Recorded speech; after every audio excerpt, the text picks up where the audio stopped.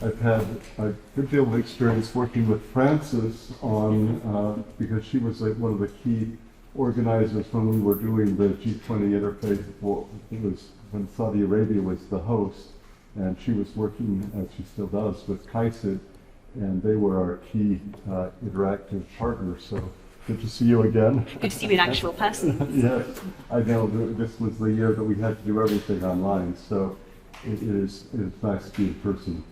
So this session is loosely configured around the theme of hate speech, coming from different angles, from a more communication and media angle on this side, and from the kind of work that is being done.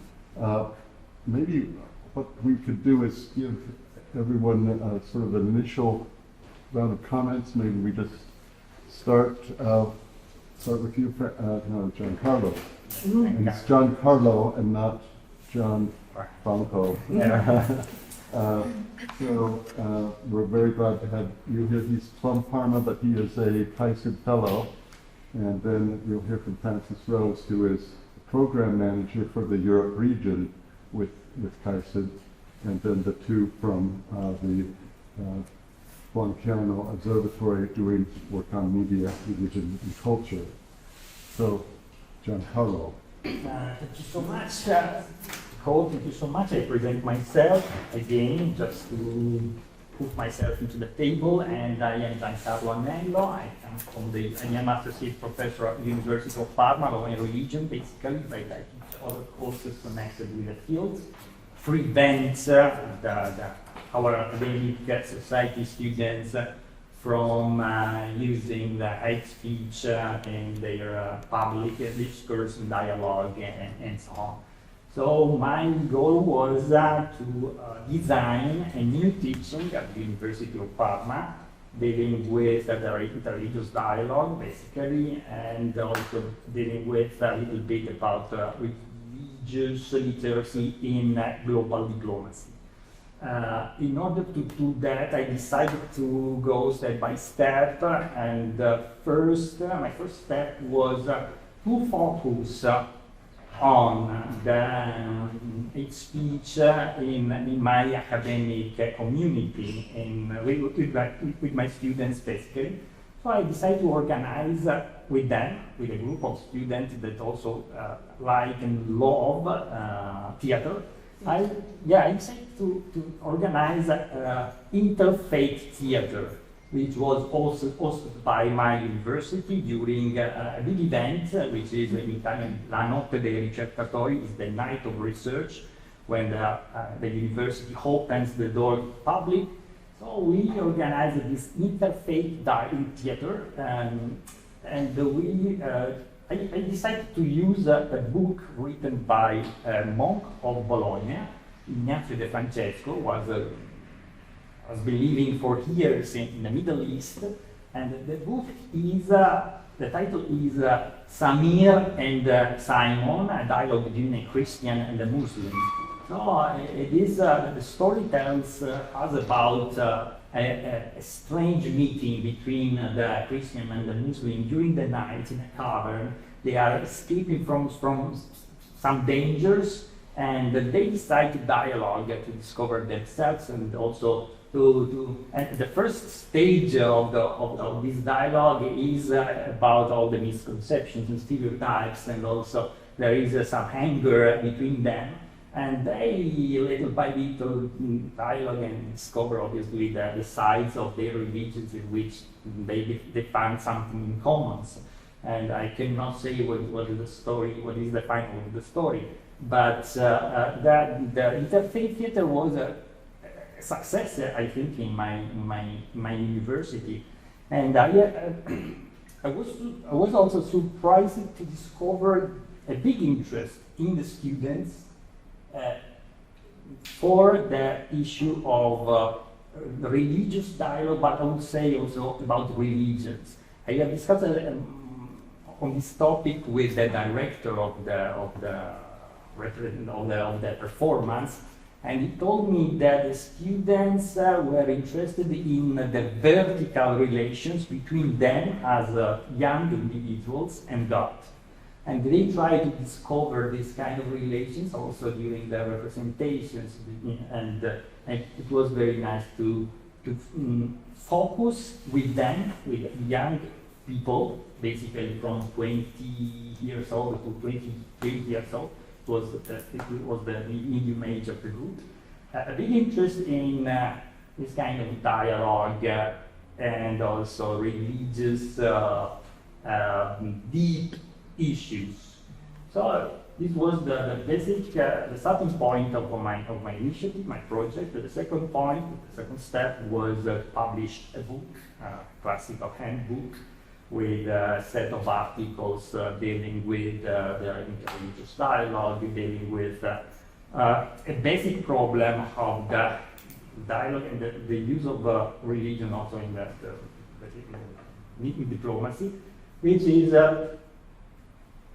sometimes that religion can be a tool of power and politics and violence. So in a couple of essays of this book, I try to develop this problem to show that sometimes there is this big danger that religion can be also a tool of violence and conflicts.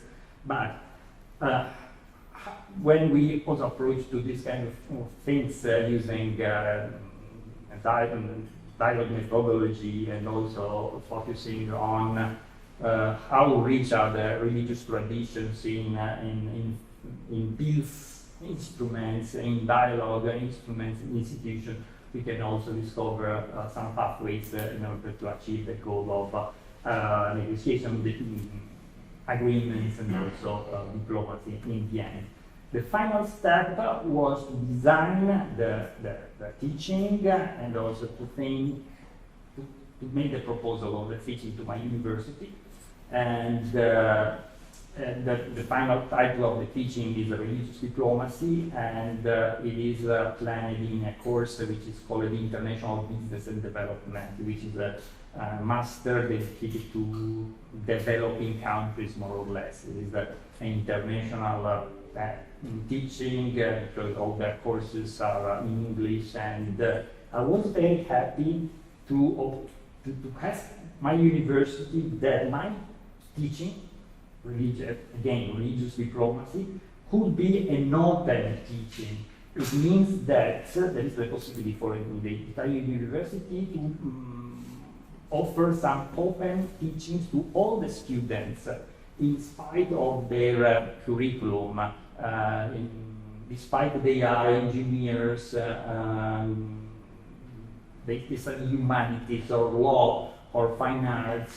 There are some courses that are all open to all the audience, and that the university was I was very happy to obtain from my university this kind of license to open my course to all the students. So now this religious diplomacy teaching is open to all the students of my university.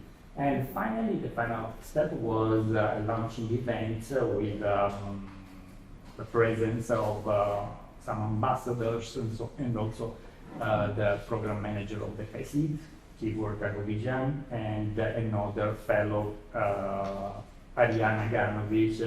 She's a senior officer at the Organization for Security and Cooperation in Europe and dealing with freedom of religions and belief programs. So again, the goal of this launching event was also to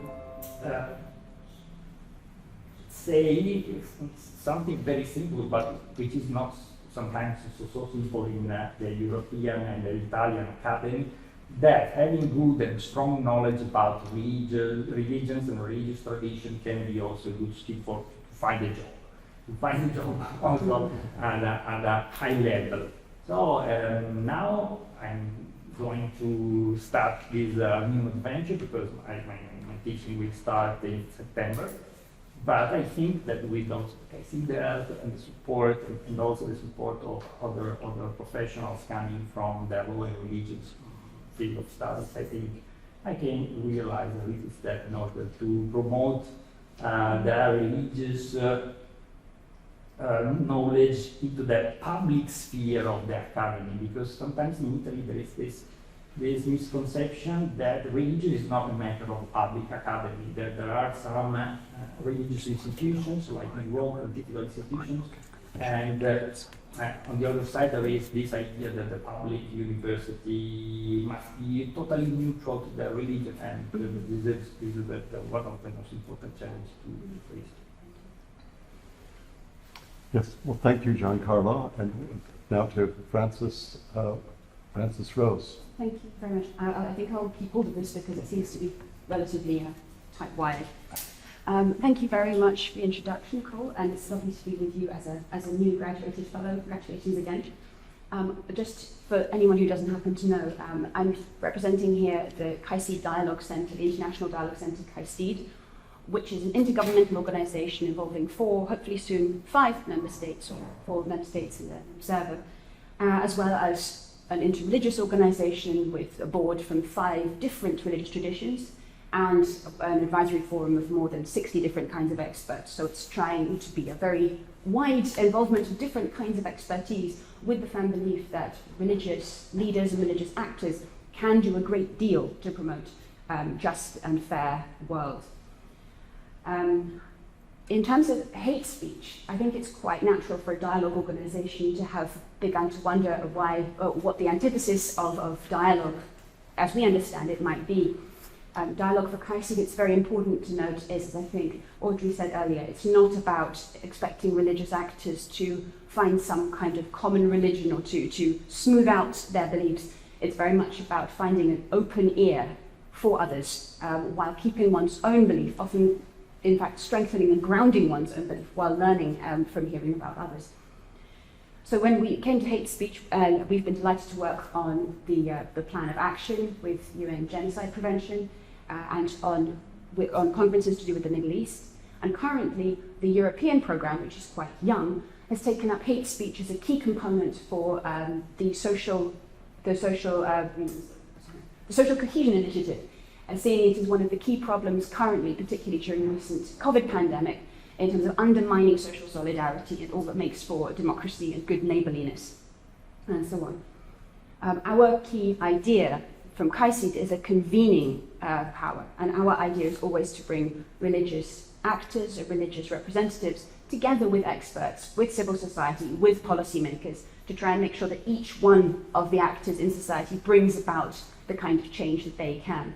And as you rightly mentioned, and we heard in the last session, we're very strongly convinced that religious leaders have a particular potential and also a particular responsibility in both senses, in terms of how they encourage their followers to behave, how they encourage the worldviews to be positive about others, and the messaging that comes out of their different communities. We have been organising the last 2 years a lot of consultations about hate speech and the problems that arise in order to hopefully build up in future, through resources, capacity building manuals for religious leaders from different faith traditions. And we are in the middle of a cycle, if you like, that will hopefully lead towards this production, but we have also consulted with different religious groups. We held an expert consultation last year with some interesting findings about what we can do immediately. And each year we also hold a European Policy Dialogue Forum, not entirely dissimilar to this, where we again try and bring the two sides together for more dialogue and more, in fact, building up of trust, of mutual literacy, and letting this kind of style of communication become richer and richer, so that there isn't, as I think Professor Petkov was mentioning earlier, this divide between the way that the religious sector sees the problem and the way that, for example, the policy sector wants to tackle it. I'm happy to go into details on all of that later, but I think that explains who we are. Great. Well, thank you very much. So let's turn. I don't know which of you two would like to speak first. I'll give you a choice. Thank you. I think I'll go first, and then maybe Veronica can join into the room. I can, yeah. They say they can hear us. I can hear us on Zoom. Okay. In case they can't, let me know. So what I was saying, we are coming from the National Observatory on Media, Religion and Culture, which is an observatory on the Faculty of Communication and International Relations of the Ramon Llull University in Barcelona.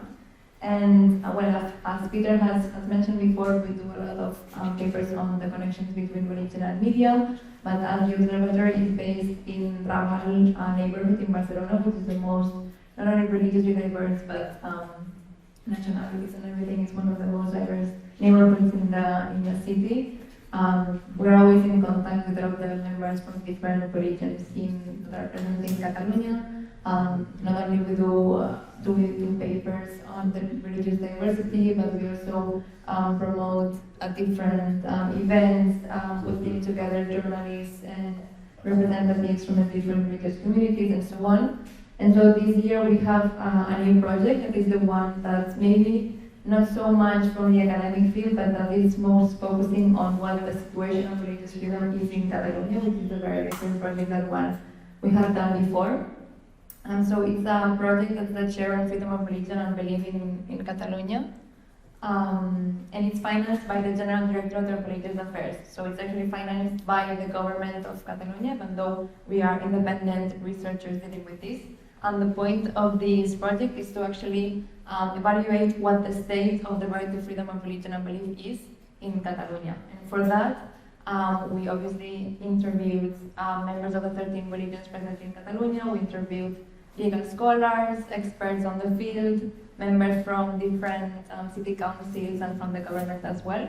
And we also checked the media, as we are a faculty of communications, to see and register cases of violations to the right to religious freedom in Catalonia. And one of the things that we found is that hate speech is unfortunately on the rise in terms of religious freedom. And maybe Veronica will actually get more in depth about our findings in this sense. Thank you, Paula, and well, all of the rest of the members here. So in this report that we're doing about religious freedom, there's one section dedicated to hate speech. Mm-hmm. And it was interesting because the things that we did in this report was to search for what was going on the media and what were they talking about related to religious freedom and belief. And there were many types of cases, and the ones specifically about hate speech divided in two religions, mainly in Catalonia, and all the rest of the religions weren't part of the hate speech cases that we found, and they were mainly towards the Islam and Judaism. Mm-hmm. And it was very interesting because they shared this problematic, but in very different ways. In the case of the Islam, most of the hate speech came from political parties, extreme right political parties in particular. And in the case of the Jews, they came from the social society. Mm-hmm. There's also quite a big difference between Islam and Judaism in Catalonia, and it is that Islam, we have a lot of population right now from people that are from the Islam. I don't remember the number now, but about 1 million people are Muslims. And Jews, we don't have a number, but it's estimated under 10,000. Mm-hmm. So we could find that there were similar percentages of hate speech towards these two religions, but in very different ways, from very different actors, and with very different situations. So we can see that the Islam, for example, is having a problem with being part of the society. Political parties are rejecting them. Instead, the Jews that are practically very few, the society still perpetuates this hate speech towards this community. So these were kind of the main findings that we could see. We had a lot of cases that were against religious freedom and belief in other areas with other religions. But regarding hate speech, it was specific.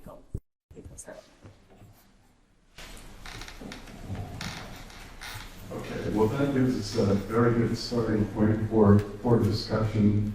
There are several directions that we can go and talk about this, but I'd like to start with parallel. And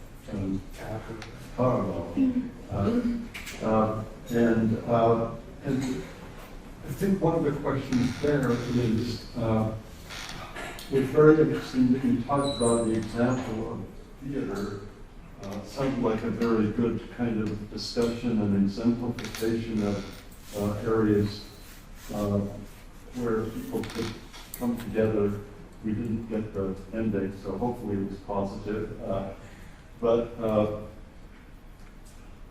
I think one of the questions here is with respect to religious literacy, what are the kinds of areas that deserve most focus? What should be prioritized? What do people most need to understand? I don't know if your experience gives you some perspective on that, or what you try to focus, or is it more sort of the theater setting versus other kinds of settings? Just when it approaches the issue of religious literacy, what is your experience and what makes things most effective? Use the other one. Use the other. You have both. Yeah, okay, thank you, Cole. Well, I think there are two levels in my. I have two ideas in my mind, two different situations in my mind. One is about the very basic religious literacy. I talk about Italy, which is a place in which, okay, that the society is going to be multicultural, but we have not so much knowledge about the different religious traditions out of the church, out of the Christian. Or in my classes, I find students that really do not know anything about their Muslim neighborhood. Sometimes they do not know much about the Ramadan, about the dietary prescription. They do not know nothing about the religious leaders, the role of the imam. They do not know nothing about the places of worship because they never visited. I can say a traditional mosque, I mean in an Arab country, for example, but they did not visit the mosque also in Italy, and many times these kind of places are very different because sometimes in our regions you can find beautiful mosques, and in Italy you can find sometimes a mosque which is in a shop in some circumstances. So this is the first level. The second level can be go deep in also some theological problems using the stage of the theater. I discussed about this problem, this topic with the director. We managed it together in order to communicate better to the students this kind of religious contents. And in the stage of the theater, you can represent something which is about religion, but is not religion on the stage. Is a representation. So you can also make a representation of some problems, on some controversial traditions, because the stage more or less can neutralize the conflict if you are able to represent this kind of conflict in a playful way or in a fake way, let's say, on the stage. So the stage can be a program where you can represent controversial issues and choosing what is the direction you want to take, using the text you use, the playwright you use, and also the other elements of a theater performance. So I'm very interested in developing these things, but I need also very strong cooperation coming from actors, directors, playwrights, and so on. But I'm trying to develop it because sometimes it can be a way to say something difficult to say in public, I mean in academy, and using these fictitious plays in a correct way. You know, I think the dramatic content is very interesting. I had the experience, it's been about 15 years ago now, working with the OSCE on developing the Toledo guidelines on teaching about religion. You make the contrast between teaching sort of religion, contents of religion itself, religion in the sense of inculcating religion as opposed to teaching about religions. And I take it from your comments, do you find that a more effective way to communicate things, less threatening? Maybe you could comment on the contrast between teaching about religion and teaching religion. Yeah. Anyway, in my class, obviously, I teach about religion. Some years ago, I took one class about the anthropology of Islam. And my first speech, my presentation was, I'm not a religious leader, I'm not an imam. I can only say something about the culture of Islam, something which is around the religion, the relation between the Islamic religion and the community organization, the relation between Islam and some artistic performance or music, something like this. So I try to,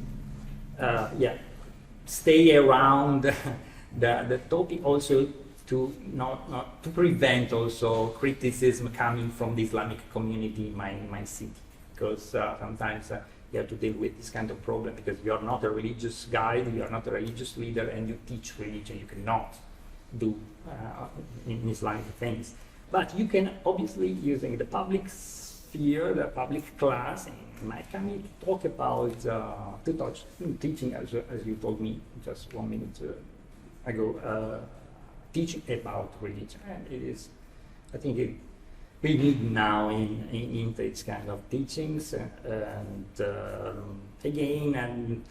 sometimes the public institutions are not considered a good place to do this kind of activity in Italy, because we have like a dual system, you can say, between religious institutions. So they are run by the church sometimes, and they deal in deep with religious issues. Sometimes the public university is not the correct place to deal with that. Well, let me turn to Francis and also the others. I know one of the things that is emerging, there's a sense that, for 10 years ago and before, every year at the United Nations, there would be a resolution on defamation of religion. About 2011, this was worked out, and there was a kind of joint resolution by Egypt and the United States, which focused instead on defamation of religion, which was problematic from a speech standpoint. It focused more on issues of stereotypical thinking and so forth. And that seemed to move away from some of the free speech problems that were associated with defamation of religion. There's been some sense in the past few years that some of the approaches to hate speech in some countries are now turning into a way of smuggling back in some of the defamation of religion problems. And I don't know if you've seen that as an issue or as you've looked at the problems in Europe, but I'd be really interested in your comments on that. I think it's very clear that anyone who wants to address hate speech in Europe, but probably also more generally, needs to be aware that it's not necessarily rigidly defined. We know that there is many grey areas. It's not hate crimes, we know. And also, particularly when one draws in religious leaders, there's also an assurance that we need to give to everybody that there, especially if one is dealing with the media, which is also a huge area to work with as partners, if one is trying to stamp out or combat hate speech, that one is definitely not trying to tell the media what to say or to impinge on freedom of expression in a way that would cramp their media freedoms. And an important part of that is saying that this is not about, for example, blasphemy laws or trying to push an agenda which would give, so let's say, religious communities an advantage which may seem disproportionate to other parts of society. That doesn't mean, of course, that religious groups don't legitimately have a problem as being one of the most targeted groups. I think in recent studies it was ethnic and religious identities that were most targeted in terms of hate speech in Europe. So it's clearly a genuine problem, and of course with cross-sector issues with gender and so on, as we know. I would say that when it comes to working with the media in particular, there are questions to ask. You don't want to say one cannot write about religious groups in negative ways. Of course not. All of society should be critiqued and should be reflected upon. However, what we would often suggest, or what the suggestions we gather suggest, are things like, how can the media have better contacts with religious groups? What can religious leaders do to be better media partners? When do they pick up the phone? Do they have the numbers of one another so that if a story erupts and a comment is required immediately, that somebody who is a legitimate representative of the community is the comment that is given, and not the more extreme ends of the spectrum who tend to be loudest and are then available for comments, which can often fan the fires further. So we look at how to improve partnership there, I think. But I agree it's a very delicate issue, and one that we continue to negotiate as carefully and gently as possible. So let me turn to the two of you and the experience you've had. Have you noticed some of these sort of techniques that are sort of good for partnership with the media? Is that something that arises? How do these kind of conflicts get dealt with?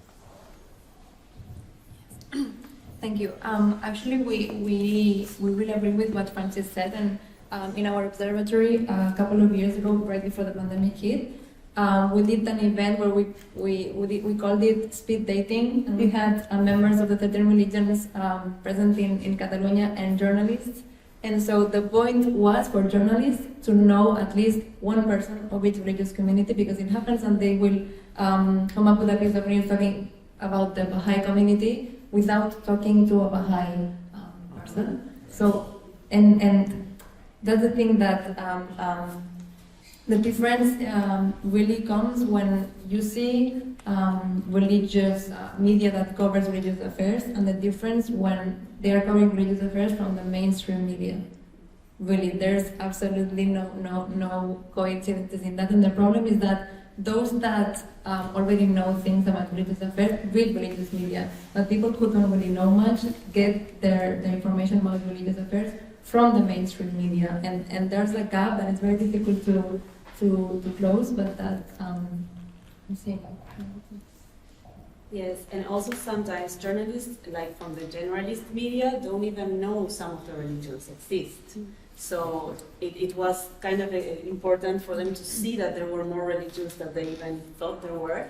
And we also worked in a workshop with journalists where we worked the theme of fake news about and how to detect fake news regarding religious themes. So yes, we're trying to work with this, but we know that there's still a lot to do in the area.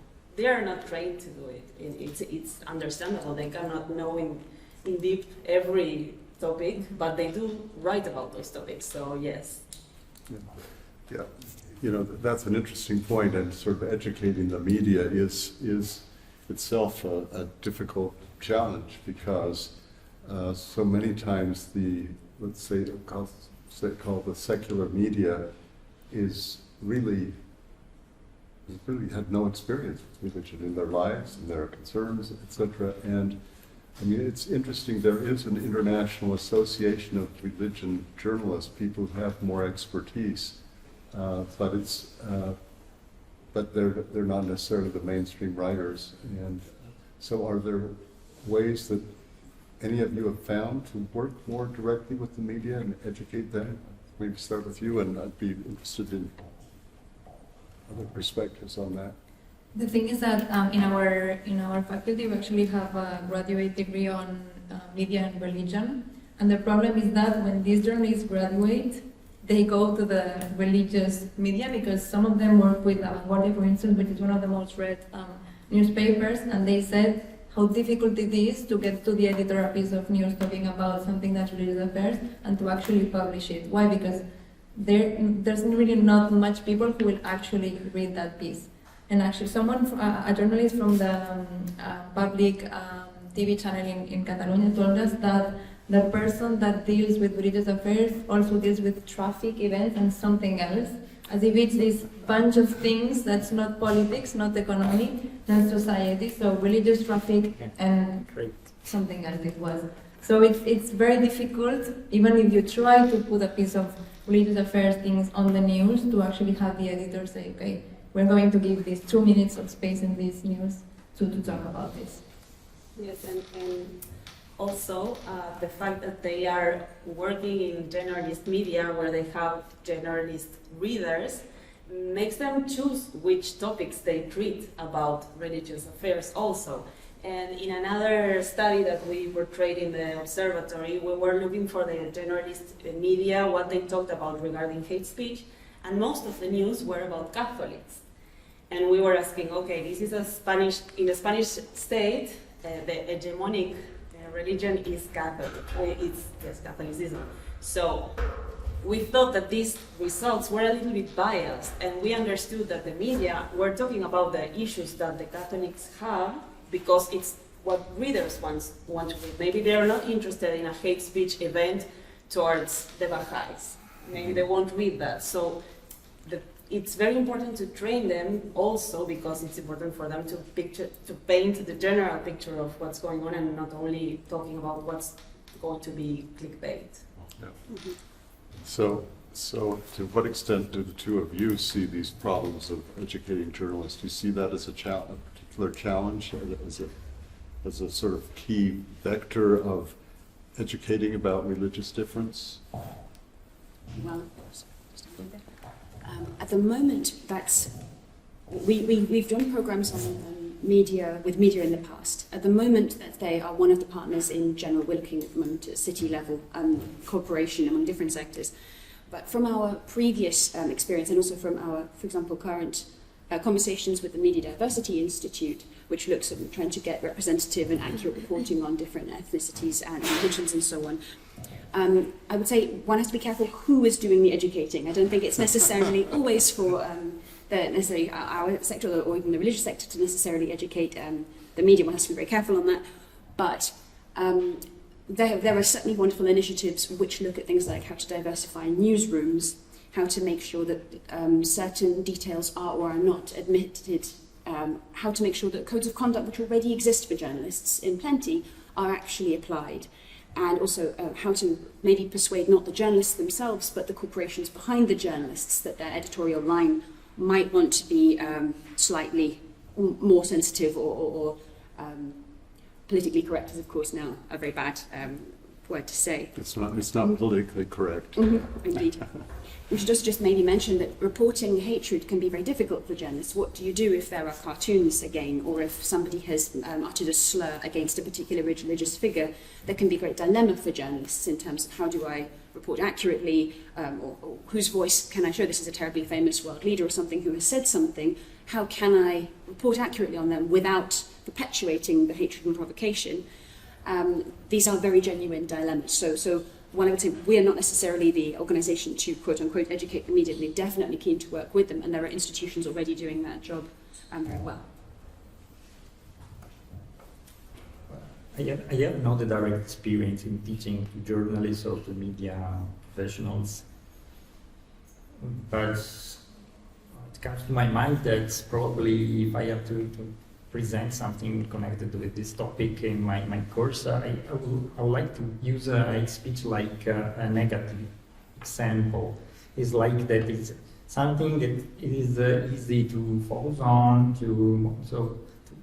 sometimes to regulate, to define, but the goal must be the goal must be to be able to deal with the religious things using correct and neutral language, correct categories, the instruments that also the common people has to interpret some controversial behavior. So the goal must, starting from hate speech cases or case studies, that we have enough instruments to define and to regulate. We have sometimes sanctions against that, also consider the use of technologies in the media and so on. but the goal must be in order the challenge must be in order to learn the society how to deal with the religious topics in a, I would say, in a scientific way. In my class, there is a prohibition to say, to my opinion, blah blah blah, something. This is forbidden. No, this is not. This academic class is not the place for opinions when we, especially when we are talking about religious things. No, we have to try to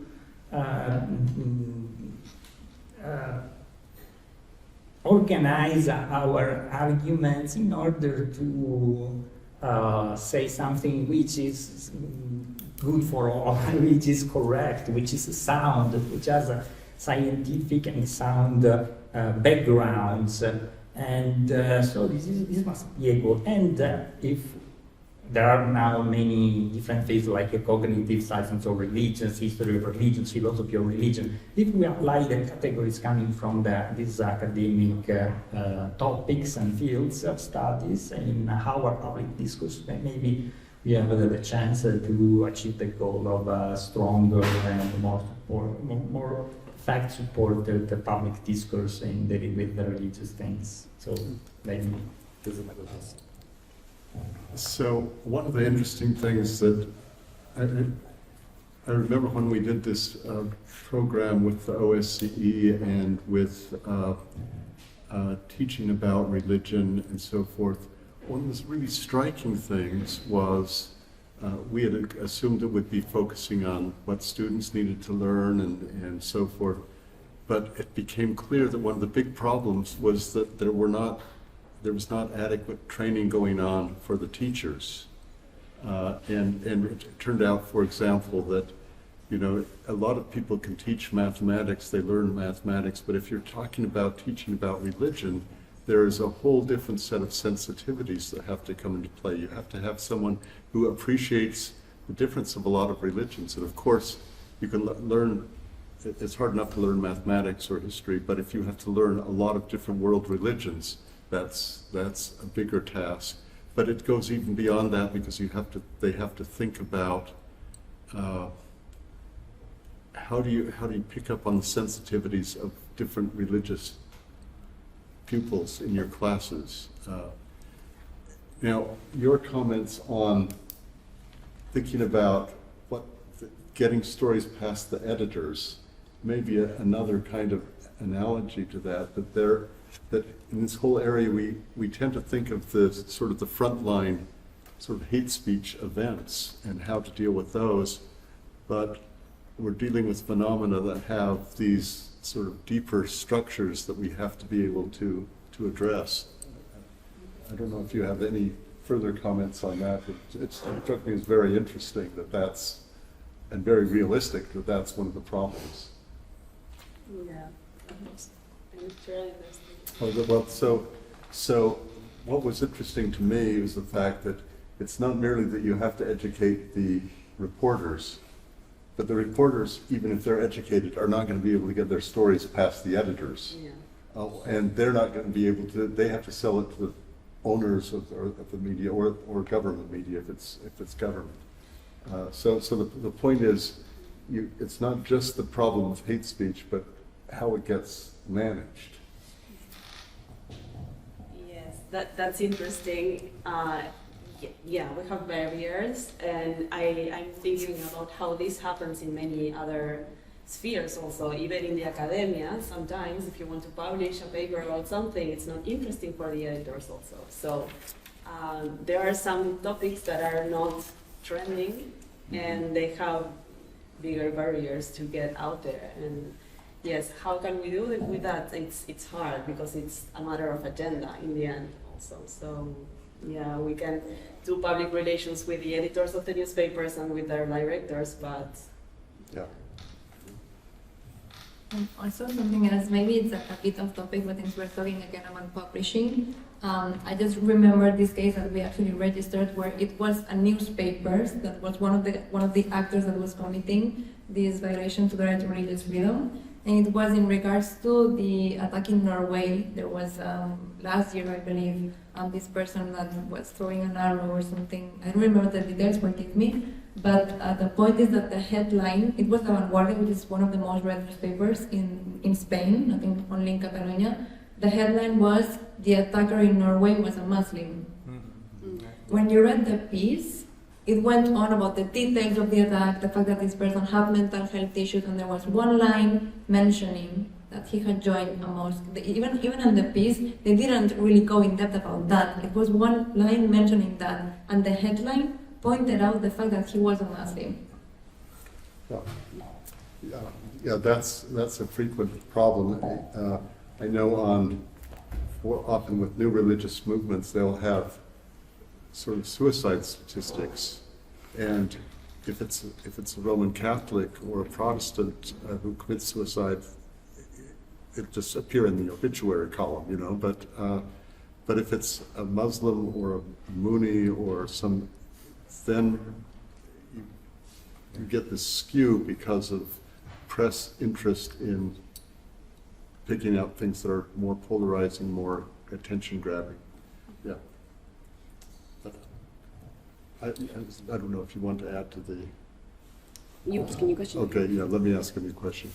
So sort of the same question to you. Are you, as you look at these kinds of issues, are there these sort of deeper level contexts that you have to think beyond what the content of the speech is to how the speech gets managed, communicated, and so forth in the media? I mean, I think at some point we're talking about, why does hate speech happen at all in a society in general, and how possibly in recent times we have sort of slid down a slope of becoming more accustomed to it in general. And that followed the arrival on the political scene a few years ago of some very loud characters who were obviously speaking in what could be now termed as hate speech very publicly, and of course Twitter and so on had to follow, the media had to follow. So I think we all became a lot more accustomed to vitriol and hateful discourse being part of the mainstream. COVID hasn't helped, of course. We've seen people who are stuck and alone, who are worried by their screens, able to get into echo chambers on Telegram or social media, which can reinforce their worldviews. And of course, the endless and very old human instinct to want to scapegoat a certain group, whether it's a group of inferior people who are not keeping the hygiene standards, or a superior group of people who are pulling all the strings and spreading the disease on purpose for various reasons. These ideas are very closely linked to hate speech, and they're certainly closely linked to the very old stereotypes. So when we look at hate speech, of course, we're seeing a problem of fear, of uncertainty, of possibly economic threat for a lot of people. Also, the norms that it's become allowed to put certain things into the media. It's permitted that certain public figures speak out in this way, or that religious figures speak out in this way. And I believe, and I can't quote the study, but I think it should be writ large, is that it's quite evident that when hate speech occurs in society, it has a very negative effect on democratic values in general, not just on the population who is targeted, but on everyone who witnesses it. And that is why I think, particularly I work with a Muslim Jewish Leadership Council. One of the things which they believe in strongly, which I think has been called upon for many religious leaders, is if you see hatred taking place, you must stand against it, no matter who it targets, whether it came from your own community, whether it's targeting someone completely different. But one thing you must do is learn to recognize it and say something. And that's your moral bastion job as a religious leader. The other parts, of course, for them are things like make sure that you are looking at or thinking about interpretations of your scriptures which cannot be abused. If there are controversial parts of scripture, which there are in every faith, address them delicately and carefully and thoroughly so that they can't be manipulated. Make sure that you're talking about these problems with your followers, with your congregations. Monitor and gather the data that you see, report hate crimes, and above all, build up partnerships ahead of any problem. So build up partnerships with other religious groups to establish trust, so that if there is interfaith hatred, that you have someone you can call and have a sense that no, we're not, that this is not a norm, we're all against this, we trust that we all know what our moral standards are. And of course with other institutions like the police, like the local authorities, to make sure that there is a general sense of solidarity and norms established. Those are some of the things that religious groups can do about that, even if they can't hold back the entire wave. Yeah, great.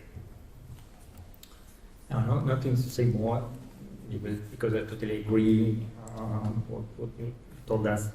1 second. What else? Maybe I'm studying a little bit about the new trend to consider the religious communities globally interconnected.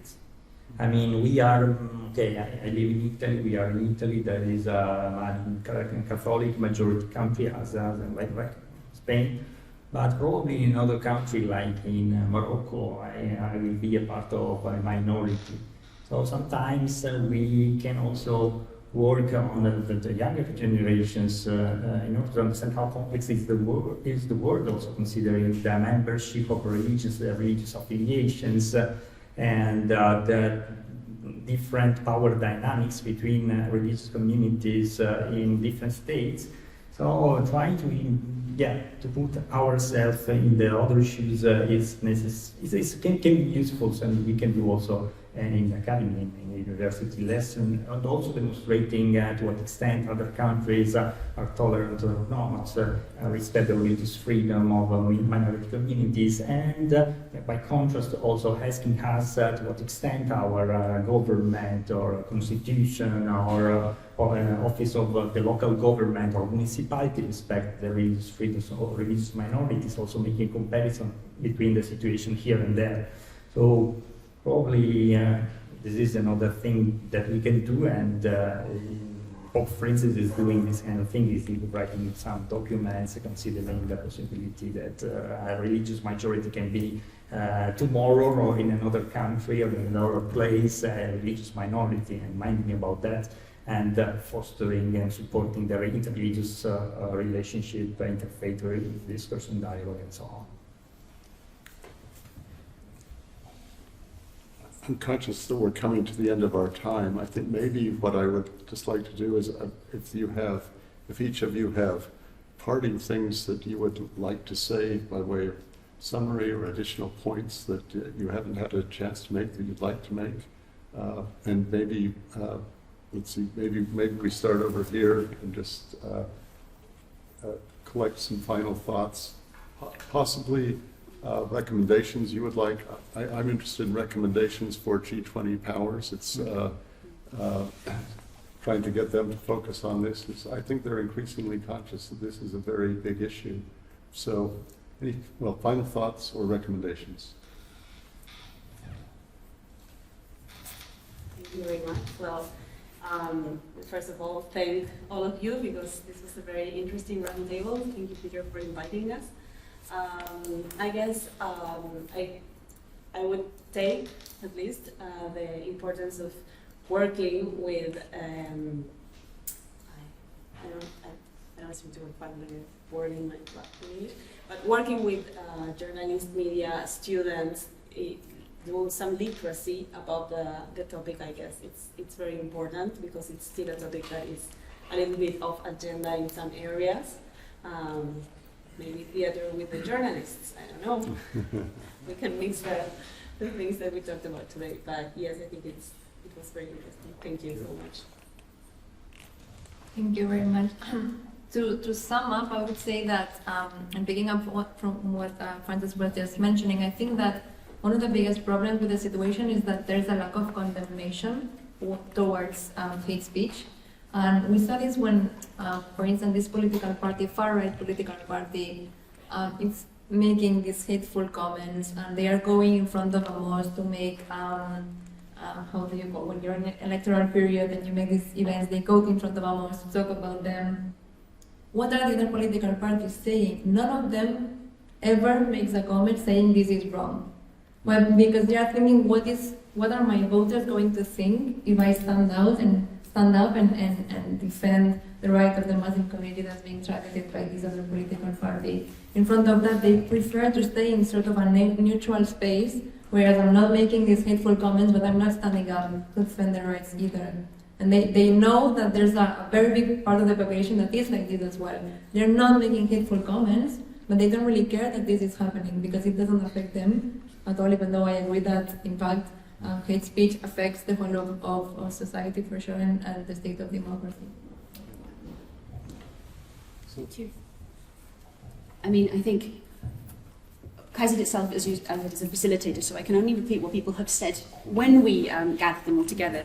And I would acknowledge what we've heard about condemning hate speech. There are people who call for prosecution if there are proper violations on, say, social media platforms. That's a different way to go. We would definitely, of course, call for more and more cross-sector collaboration, and we would say to start that with dialogue and make sure that there are more and more instances where religious actors of different kinds are involved in decisions, like every other minority, which affect them. So bring more religious or people of faith with a faith identity to the table for more policies, and not just security, and not just when there's a crisis, but on a much more regular basis, and build up those partnerships. I think that's the ground on which the recommendations that eventually go to the G20 can become more and more relevant, because G20 is a very important moment where people from the religious sector are reaching out to policy, and as we've heard, there are problems with how that message makes the jump across the void. That making that change and building up that trust and the relevance of what the religious groups can bring to the table is the key meta problem, I would say. And we've heard this morning about the data collection that can help. CAICID has been sponsoring slowly increasing numbers of policy papers and research papers, which will hopefully gradually begin to build up the bank of evidence that one can produce, along with the suggestions that then can ride on top of those. So I would say that there's a sort of meta level to that. How do we get the recommendations across? Yeah. Recommendation, difficult to say. However, more self-monitoring probably. Also coming from the public institutions, because there is the big assumption according to which public sphere is neutral is not true. It's not totally true, and that society changes, and when society becomes a multi-religious society, also this assumption that the public sphere is totally neutral is not true, because the public sphere is also made of our daily life practices and behaviors, interconnections, interplays, and there are also these things, these habits are totally influenced by the religion, and so this sort of self-monitoring, self-criticizing coming from the institution can be improved, and on the other side, maybe, yes, also have a look about sometimes etiquette or education, but I would like to say also personal relations and etiquette and cultural behaviors, because I find sometimes in my personal interreligious dialogue experience also, it's very important to have in mind to know something about the roots of education of other people connected with the religion. So knowing about the days of the festivals, some of the dietary roots and so on, being aware that this part of religious knowledge is a part of knowledge that is necessary to observe a good personal, good relations can be another step to do. Let me conclude with just two sort of counterpoised points. One that's sort of a little bit discouraging and one that's a little encouraging. On the discouraging point, it's what the importance of taking into account what I call the hate speech paradox. Generally, hate speech rules are designed to protect minority groups. Unfortunately, they tend not to do that, because if you're in the minority group, you're unlikely to invoke the law because it simply makes you a lightning rod. And if you're in the majority, you may be more inclined to identify hate speech coming against you as a majority, and you're less fearful of invoking it. So the paradox is that the laws that are really intended to protect the minorities backfire. And no one wants that to happen, but it's got to be thought about because it's a recurring problem. The other more positive thing, it's got both negative and positive sides, but a colleague of mine noticed recently, looking at, I call them the Grimm statistics because Brian Grimm started working on them with the Pew Charitable Trust and so forth, but there is a strong correlation between countries that have more than 70% of population in one religion and being among those that have high or very high restrictions on religion and very high social hostilities. If you're familiar with the Grimm statistics, the high and very high is sort of their top categories of harmful things. Now, the interesting thing is that if you look across all countries that have, the exception to the correlation between the 70% population and high or very high restrictions is Catholic countries. There are a lot of Catholic countries that have more than 70% Catholic, and none of them enter into the high or very high range of restrictions. And so what does that mean? It means, I think, that religious leaders, I mean, you can associate this with Vatican II, you can associate this with a number of other things, but I think it's also a sign that if religious leaders can have an impact on the culture, they don't always, and it's not saying that Catholics always do or don't, and it's just an interesting statistic which suggests that there are ways, even when you've got sociological situations where there is high concentration, which tends to create problems, it's not always the case, and that is a sign that leadership can make a difference. So thank you very much. Please join me in thanking the panel.